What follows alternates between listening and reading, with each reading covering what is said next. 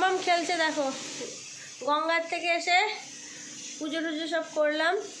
ওই জন্য মাম্মামের এখন স্নান টান হবে। তার আগে আমি এদিকে রান্না বান্না করছি। দেখবে কী কী রান্না করছি। আজকে আমি একটা নতুন রেসিপি রান্না করছি, যেটা আমার মেয়ের অন্নপ্রাশনে নয়, কী বলে জন্মদিনে এবছর হয়েছিল ফুলকপি রোস্ট। তো ফুলকপি রোস্টটা কীভাবে রান্না করতে হয়, যে রান্না করেছিল তার থেকে শিখে নিয়েছি। তো এই দেখো, এখানে হলুদ দিয়ে সেদ্ধ করে নিয়েছি ফুলকপিটাকে এখন ভাজছি তেলের মধ্যে, কালো জিরে ফোড়ন দিয়ে।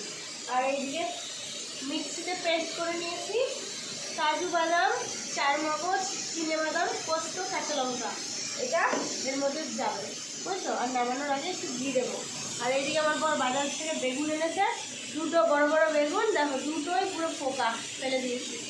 আর রান্না করেছি তোমার এই যে ভাজা কী বলে এটাকে, করলা ভাজা, বেগুন ভাজা। তো আজকে তো আমি উপোস খাবো না, আমার বরের জন্যই রান্না করছি। আমার বর দুপুরে খাবে, ওই জন্য। তারপরে তো বাড়িতে যাব, আমাদের বাড়িতে আজকে কালী পুজো আছে, ওই জন্যই আর কি গঙ্গায় স্নান করতে যাওয়া।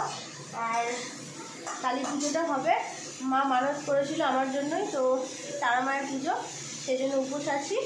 আমরা মোটামুটি 5-6 জন উপোস আছি, মা, দিদা, মামার ছেলে, আমার দিদি আর আমি, মানে টোটাল 5 জন, বুঝেছো? এই কদিনই উপোস আছি। তো আজকে ফুলকপি রেসিপিটাই আমার করতে ইচ্ছা করলো। আমি বললাম আমার বরকে কী দিয়ে রান্না করে খাওয়াবো, এটাই রান্না করবো রেসিপিটা। এটা আমি কালকে খাবো বাসি, বুঝছো? আজকে আর জুটবে না। তো যাই হোক, এটা রান্না করে মানে চাপিয়ে ঢাকা চাপা দিয়ে হতে থাকবে। সেই ফাঁকে মেঘে টুক করে আজকে মাথা টাথা ঘষিয়ে স্নান করিয়ে আনবো উপর থেকে। আর নিচে ওর বাবা এখন স্নান করছে নিচের বাথরুমে। হ্যাঁ, দূরে দেখান, এই যে মাম্মাম সারা বিছানায় পাতা, মানে ফুল দেখলেই হয়, যেমন বাইরে ফুল গাছ আছে, সব ফুলগুলো ছিঁড়বে। এইমাত্র দোকানে গেছিলাম, তো টুক করে কাজু বাদাম আর চারমগজটা ছিল না, ওটা আনতে গেছিলাম, বাইরে ঢোকার সময় ছিঁড়ে নিয়ে এসে ওকে নিয়েই গেছিলাম, ওর পাশেই দোকান। তো সারা বিছানায় এই দেখো পাতা কুচি করে এগুলো ছড়িয়েছে, এগুলোর খাবার দাবার, এগুলো সব এগুলো নিয়েই খেলে। আর এদিকে হাজার খেলনা বাটি সব এই খাটের নিচে আছে, ওই যে গাবলায়, দেখতে পাচ্ছ? বাবা কাশছে বাথরুমে ঢুকে হাঁপা হু করে। তো চলো রান্নাটা সেরে নিয়ে নালে আবার এদিকটা আমার পুড়ে যাবে। হাত করে রান্না করছি, সেইটা আর আমার হবে না, বুঝলো? ওই দেখো আমার ঠাকুর দেখা যাচ্ছে নাকি, ঠাকুর আমি ওপরে নিয়ে চলে যাবো। ফুলের মালা কিনেছি, মালাওয়ালা এসেছিলো, এই যে একগুলো দেখিয়ে দিই। ওই মালাটা বজরংবলীকে পরিয়ে দিয়েছি, যেহেতু আজকে বজরংবলীর পুজো।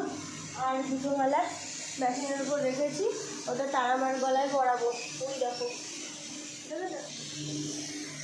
তো চলো, অনেক বক করে ফেললাম। আর গঙ্গা থেকে মাটি এনেছি, সেই মাটি আমি রেখেছি হাফ, মাকে দিয়েছি হাফ, মানে যোগ্য করতে লাগবে তো, ওখানে ওই বালি মাটি দেবো, আবার ঘট বসাবে, ঘটের ওখানে লাগবে।